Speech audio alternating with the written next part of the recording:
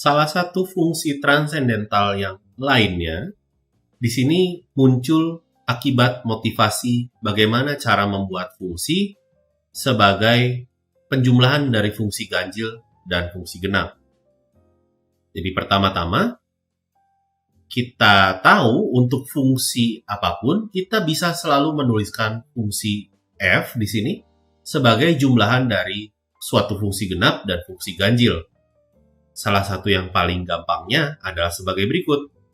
Jadi fx bisa kita tuliskan sebagai fx tambah f dari min x dibagi 2. Lalu kita tambahkan dengan fx dikurangi f min x dibagi 2. Pada suku pertama, kita bisa cek bahwa dia merupakan fungsi genap, dan pada suku kedua dia merupakan fungsi ganjil. Nah, di sini kita akan terapkan ini dengan f-nya adalah e pangkat x ya, untuk fungsi e pangkat x. Maka dari itu, bagian genapnya ini dinamakan kosinus hiperbolik atau disimbolkan dengan cos h, dan bagian ganjilnya ini dinamakan dengan sinus hiperbolik yang disimbolkan dengan sin h. Dan kita bisa cek bahwa sinus hiperbolik ditambah kosinus hiperbolik ini akan menghasilkan e pangkat x atau fungsi eksponensial natural.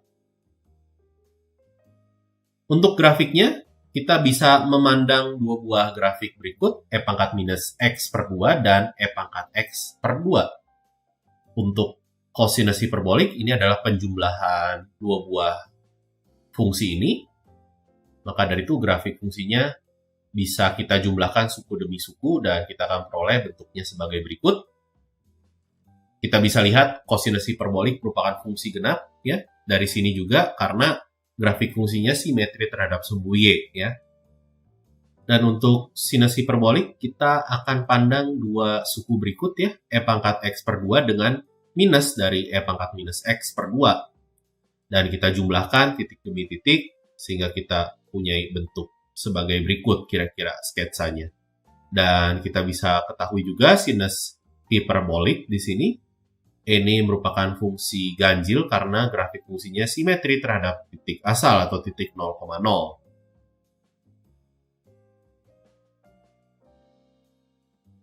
Nah, di sini kita akan lihat mengapa kita namakan fungsi ini adalah fungsi hiperbolik namun menggunakan istilah kosinus dan sinus.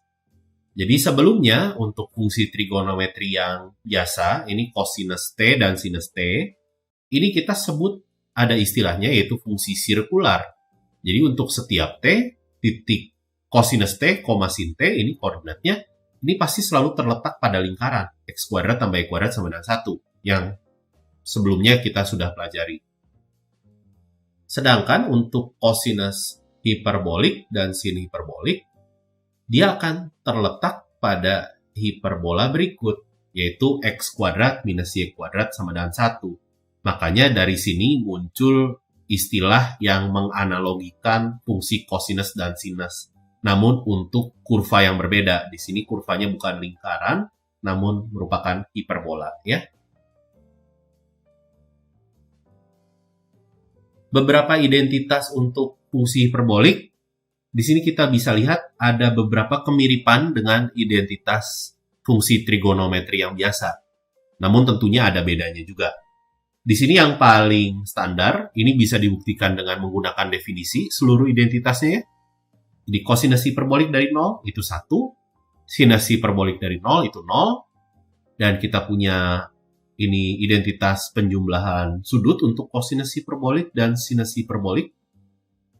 Lalu ada identitas sudut ganda untuk kosinus hiperbolik dan sinus hiperbolik, dan masih banyak lagi.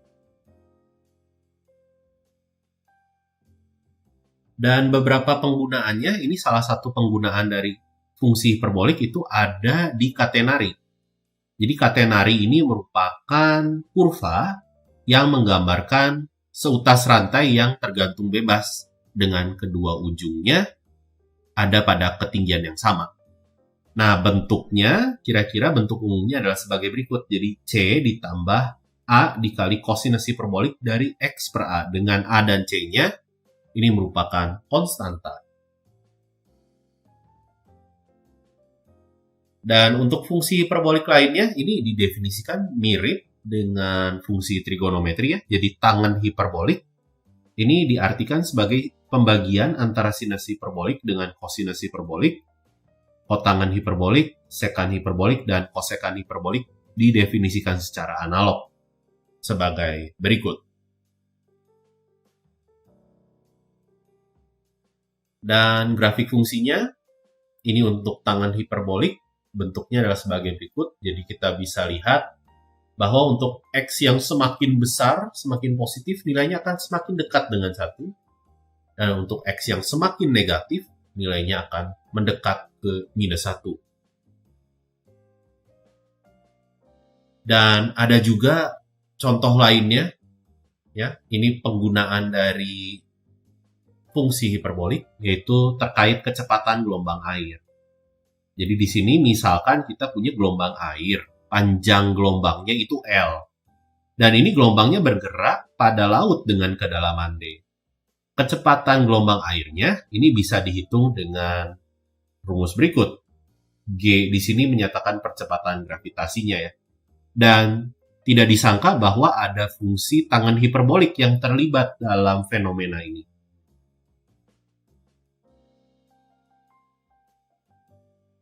Dan kita bisa lihat beberapa fungsi atau grafik fungsi yang sudah kita ketahui.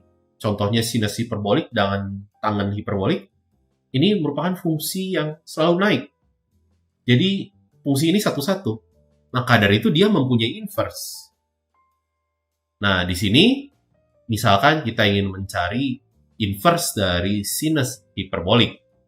Kita akan tuliskan melalui definisinya, kita bisa mempunyai 2Y sama dengan E pangkat X dikurangi E pangkat minus X.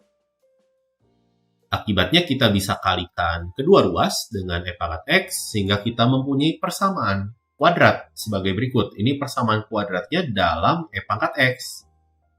Sehingga kita bisa menerapkan rumus kuadratik untuk menentukan solusinya atau akarnya. Dan kita bisa rapikan dan kita peroleh bentuk berikut. Dan lebih lanjut lagi kita dapatkan Y plus minus akar Y kuadrat tambah 1. Lebih jauh lagi, kita punya persamaan E pangkat X sama dengan Y plus minus akar Y kuadrat ke 1. Dan kita ingat juga bahwa fungsi eksponensial itu tidak mungkin bernilai negatif untuk setiap X. Lebih jauh lagi, kita tahu hubungan antara Y dengan akar Y kuadrat plus 1. Yaitu Y-nya lebih kecil atau kurang dari akar Y kuadrat plus 1. Maka dari itu, solusi yang minus, ini kita tidak ambil. Kita hanya mengambil solusi yang positif saja. Dan kita tinggal inversekan fungsi eksponen, sehingga kita punya X ini menjadi ln dari Y ditambah akar Y kuadrat plus 1. Dan ini merupakan inverse dari fungsi sinus hiperbolik.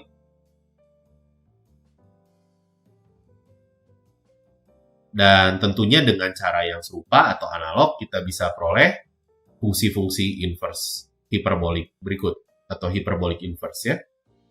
Dan untuk kosinus hiperbolik, kita perlu membatasi dulu daerahnya. Misalkan kita ambil untuk X yang tak negatif, dan kita bisa peroleh bentuk sebagai berikut. Dan tentunya berlaku juga ini sifat resiprokal ya. Jadi kotangen hiperbolik inverse itu merupakan tangen hiperbolik inverse dari super X dan seterusnya ya. Ini untuk sekan hiperbolik inverse itu adalah cosinus hiperbolik inverse dari super X, dan kosekan hiperbolik inverse ini merupakan sinus hiperbolik inverse dari super X.